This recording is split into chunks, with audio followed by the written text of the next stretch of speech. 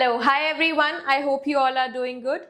सो अभी हम लोग कॉन्स्टिट्यूशनल लॉज कर रहे हैं and in the constitutional laws we have already covered fundamental rights, we have already covered citizenship, we have also covered a few more topics, and now we are starting with the next important topic, that is directive principles of state policy. Now most of the people while they were studying in their school, उनको fundamental rights और DPSPs में कोई खास difference पता नहीं था. Now if I ask you all, तो सबको फंडामेंटल राइट्स कुछ हद तक आता होगा, but DPSPs are one of the most neglected topics of the constitution, right. And हम लोग कभी इसकी इंपॉर्टेंस को समझ ही नहीं सके क्योंकि हमें पता ही नहीं था कि हाउ इम्पॉर्टेंट आर डीपीएसपीज. तो आज की क्लास में what I have done is that I have come up with DPSPs and some case laws which were based on these DPSPs or which carried the importance of DPSPs in the constitution, right? So let's just quickly start with the video and let's just study DPSPs in detail. Now, what are DPSPs? DPSP, the full form is Directive Principles of State Policy. Now the word which is important for us is state policy. ठीक है?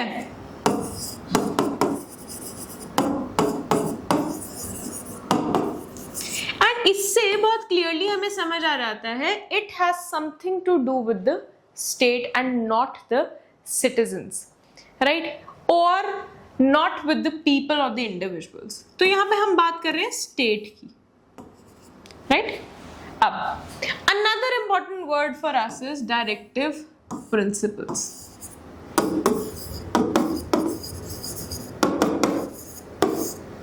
What are directives? Directives are those directions which are given to us by the constitution framers, right? They are mentioned under this chapter so that the state could get to know कि किन किन चीजों पे उनको laws बनाने हैं, right. तो state को पता चलना चाहिए कि हमें इन सब चीजों पे लॉज बनाने हैं. This is what the entire chapter of DPSPs is all about, right. So directive principles का मेन एजेंडा होता है to carry forward the aspirations of the constitution framers, right. Also constitution जो उस टाइम पे था, it had to go through so many changes in order to carry the essence of all the basic principles mentioned in it as per the changing scenario and as per the changing conditions of the society. ठीक है, हमें पता है जो India 1950s में था वो same India अभी 2025 में नहीं है. Things have changed, people have changed, right? Also the conditions have changed. There have been so many advancements that we are not even able to enumerate a few of them, right? Hence it becomes very important for us to understand कि इतने change के साथ पुराने laws को वैसे ही चलाना, हर एक चीज को वैसे ही चलाते रहना is way too difficult. That is why directive principles were required. Now one question arises here कि ये जो डायरेक्टिव प्रिंसिपल्स का चैप्टर है, हम ये भी तो कॉन्स्टिट्यूशन में किसी ने डाला ही था और उस टाइम का डाला हुआ है, राइट. तो क्या ये अमेंड हो सकते हैं directive principles? Directive principles are amendable, but again as per Keshavananda Bharati's judgment, as per the basic structure doctrine, you cannot remove the entire chapter of DPSPs out of the constitution, right. अभी इतना समझो कि directive principles amendable है. Also directive principles are a part of the basic structure of the constitution and the chapter itself can not be eliminated from the constitution, right. So let's just start with what are DPSPs. So article 36 to 51, right, and part 4 of the constitution. Now most of the people make a mistake here, they write 4A fundamental duties के लिए होता है. part 4 जो है that talks about DPSPs, right. So part 4, article 36 to 51 of the Indian constitution deal with directive principles of state policy, right. and are in the form of instructions or guidelines for whom? To the governments at the center as well as the states. Now जब हम बात कर रहे थे directive principle of state policy, तो state में यहाँ पे वो जो डायरेक्टिव्स है, वो डायरेक्शंस है, इंस्ट्रक्शंस है, किसके लिए हैं? For the centre as well as the state governments, right? Though these principles are non-justiciable, very important point, and also one of the highlights of this chapter, that it is non-justiciable. By non-justiciable I means that it cannot be a ground for you taking a case to the court, right? Or you taking a matter to the court.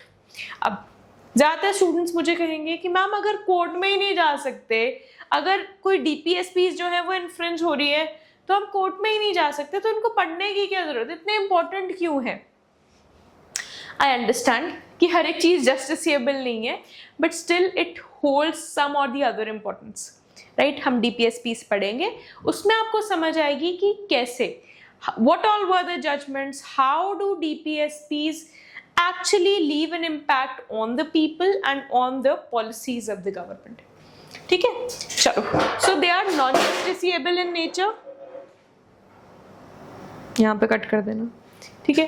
Now, so they are all non-justiciable in nature. That is, they are fundamental in the governance of the country, and the idea of directive principles of state policy has been taken from the Irish Republic. Right, directive principles of state policy have been grouped into 4 categories, and these are the 4 categories. First, they are economic and social principles. Second, the Gandhian principles, then the principles and the policies relating to the international peace and security, and last are the miscellaneous principles. So जितने हमारे पास DPSPs mentioned है from Article 36 to 51, they are all categorized into these 4 categories, right? And they all fall in one of these 4 categories, right? Now starting with DPSPs. Now amendments to the chapter of DPSPs. Now most of the students come and ask me कि ma'am अगर DPSPs की इतनी value नहीं है, so why do we even need to amend them? उन पे time waste करके क्या फायदा है? You need to understand कि ये वो पॉलिसीज हैं, वो डायरेक्शंस हैं जो स्टेट्स को बताते हैं कि आपको इन सब सब्जेक्ट्स पे लॉज बनाने हैं. For example, let's say there is a DPSP which is Article 44 of the Indian Constitution. ठीक है, Article 44 बात करता है UCC की, right? Uniform Civil Code.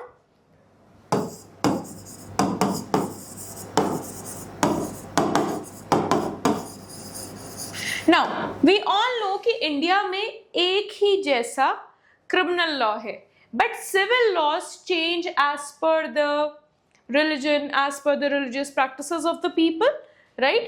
तो यहाँ पे एक UCC बनाने की बात हुई है in Article 44 of the Constitution, right? अभी states को directives है कि वो UCC बनाए, जिस पे 2 states ने recently तो क्या, गोवा में पहले से था, अभी उत्तराखंड में भी UCC है, right? तो वहां पे UCC आया है, right? Now ये एक क्वेश्चन बन गया of current affairs, right? That is how DPSPs can come in the paper, right? I just gave you an example. अब यहाँ पे और भी चीजें दी हैं which are amendments to the constitution. So a new DPSP under Article 38 was added by the 44th Amendment Act of 1978, which requires the state to minimize inequalities in income, status, facilities and opportunities. See how directly or indirectly does a chapter which is non-justiciable actually leaves an impact on an individual's life, right? Then the 86th Amendment Act of 2002, very important for all of us. It changed the subject matter of Article 45 and made elementary education. What is elementary education?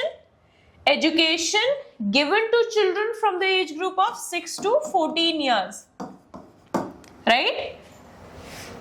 Elementary education, a fundamental right under Article 21A. The amended directive requires the state to provide early childhood care and education for all children until they reach the age group of 14 years, right?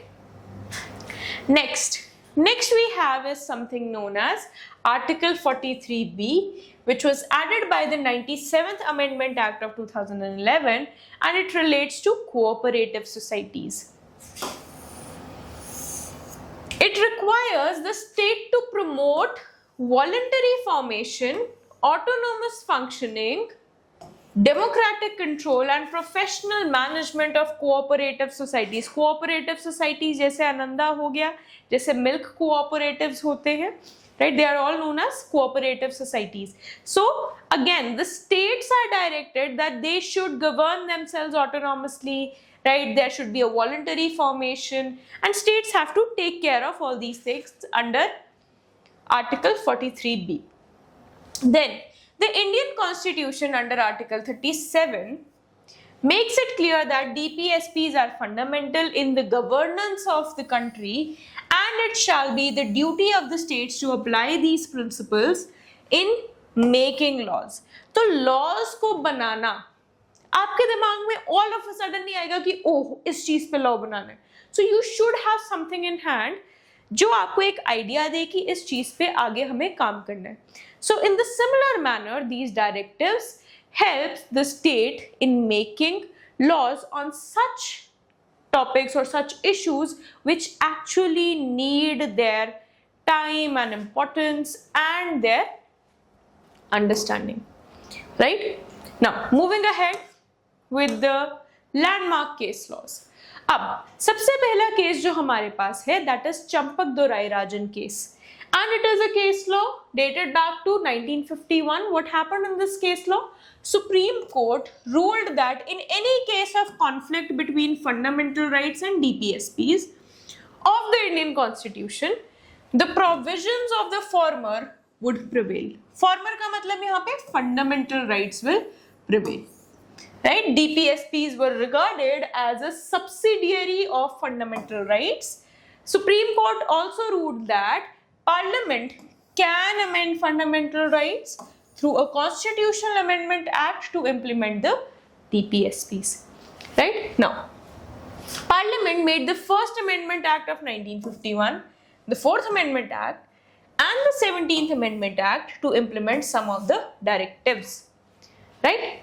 Now, इस case law में ये बहुत clearly बताया गया कि अगर कोई conflict है between the DPSPs and the fundamental rights. अब एक छोटा सा क्वेश्चन, हमने अभी बात करी थी आर्टिकल 44 यूसीसी के बारे में, ठीक है? इसी की डिस्कशन को थोड़ा सा आगे लेके चलते हैं और हम ये वाली जजमेंट को समझने की कोशिश करते हैं. Now let's say there is a Muslim woman,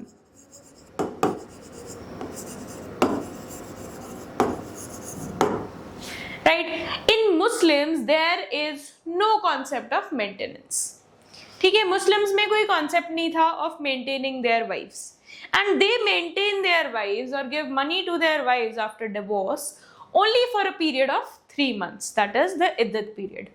ठीक है, अब एक Muslim women ने अपने हस्बैंड के खिलाफ केस किया in the court of law saying that my husband has taken divorce from me, but I being an Indian citizen I want maintenance from my husband under section 125 of CRPC, criminal procedure code. ठीक है, कि मुझे CrPC के under, मुझे अपने laws के under नहीं, मुझे सीआरपीसी के सेक्शन 125 के अंडर मेंटेनेंस चाहिए अपने हस्बैंड से. ठीक है, बात तो सही है, क्योंकि सीआरपीसी जो है it is applicable to everyone. ठीक है, it is applicable to everyone. उसको अपने हस्बैंड से मेंटेनेंस चाहिए under this particular section. Court says, आप बोल तो सही रहे हो, हर किसी को despite of their religion has a right to take maintenance under this section. ठीक है, तो आपको मेंटेनेंस मिलनी चाहिए, राइट? बट अब क्या हुआ कि पीपल स्टार्टेड प्रोटेस्टिंग. अब मुस्लिम स्टार्टेड प्रोटेस्टिंग कि हमारे जो रिलीजियस राइट्स है उसमें इंटरफेयर कर रहा है law can not do that, this and that, right? Now what happened was that the court had to take a stand and it had to struck down this judgment, and it was later on decided that 3 महीने तक the husband will have to pay the maintenance and later on the Waqf board will pay the maintenance, right? Now this was a landmark case law. आपको समझ आ गया कि कैसे किसी की fundamental rights of religion, right, और हमारे जो DPSPs हैं they can come in conflict, right? DPSPs में कॉन्फ्लिक्ट कैसे है? क्योंकि DPSPs बोलते हैं that state should promote equality and should not promote inequality, hence यहाँ पे DPSPs भी कॉन्फ्लिक्ट में है, राइट? अब एक बात बताओ मुझे कि ये कौन सा केस लॉ है? आपका आज का क्वेश्चन है, ये जो मैंने अभी केस लॉ समझाया, what is the name of this case law? You have to type it down in the chat box, right? I have told you the facts of the case and you have to type down the name of the case law. तो अब एक चीज याद रखो, जहां पे भी fundamental rights और DPSPs are in conflict, it is always the fundamental rights which will be given more importance, right?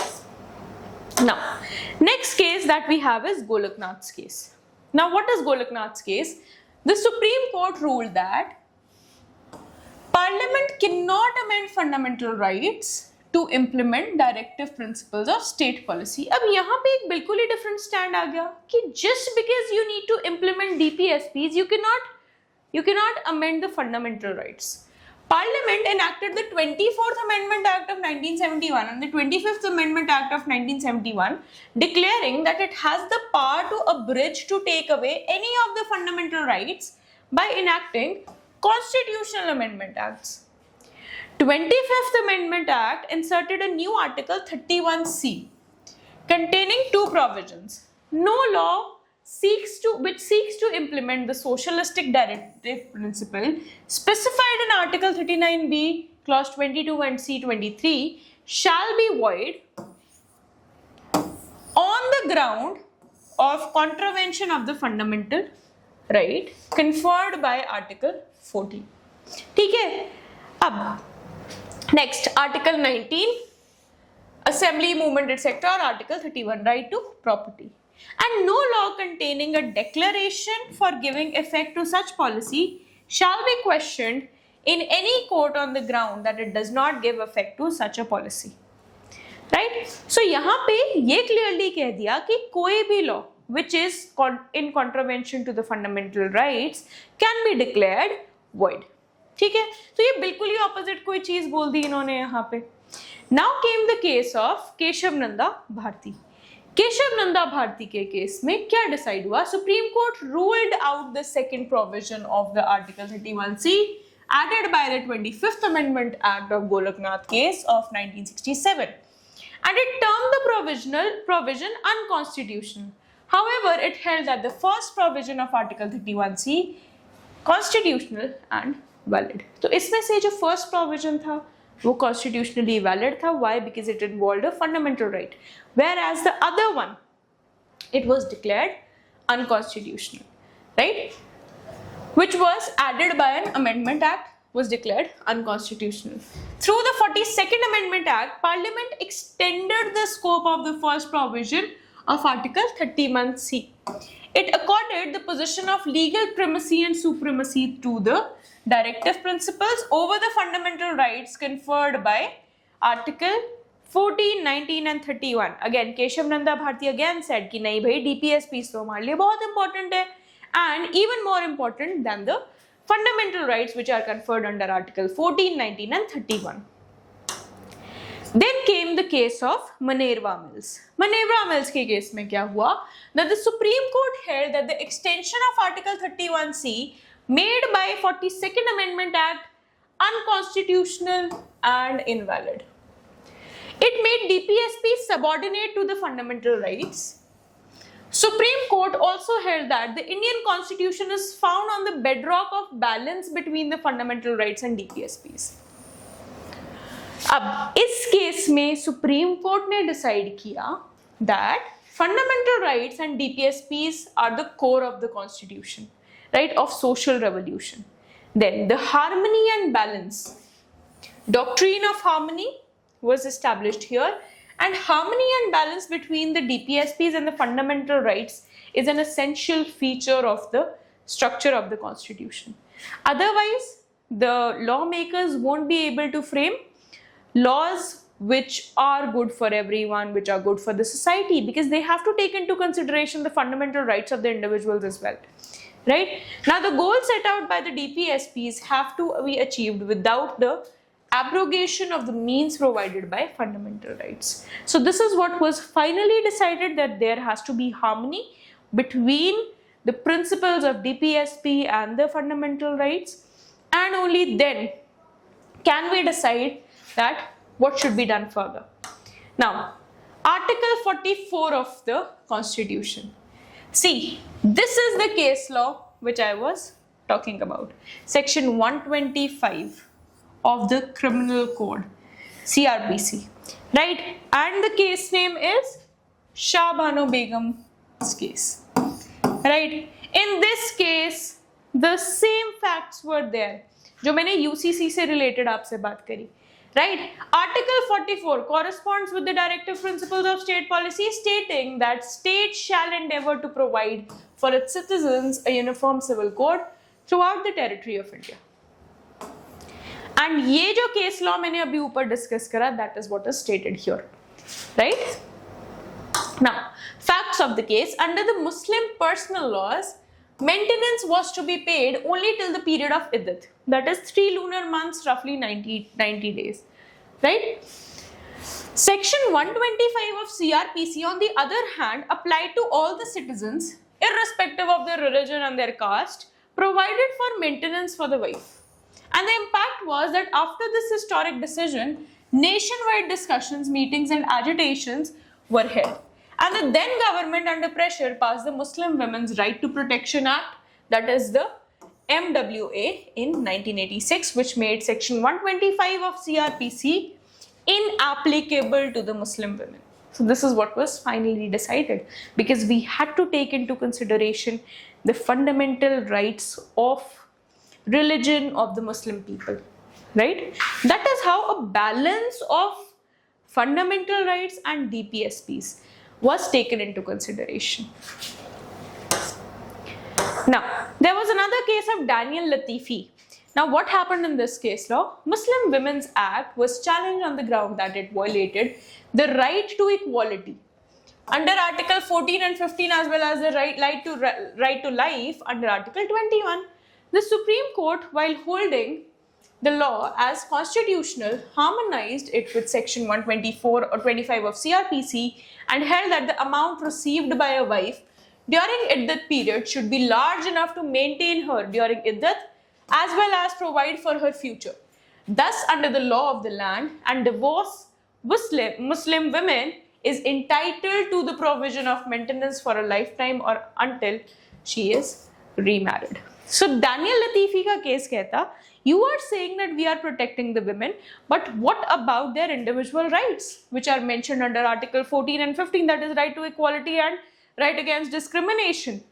अगर हमें ये चीज को balance करना है, तो we can add one more provision wherein the women should get such amount which will maintain her for the future as well, right? And that is how we can make sure that Article 14 and 15 are not violated by this particular act which we have passed, right?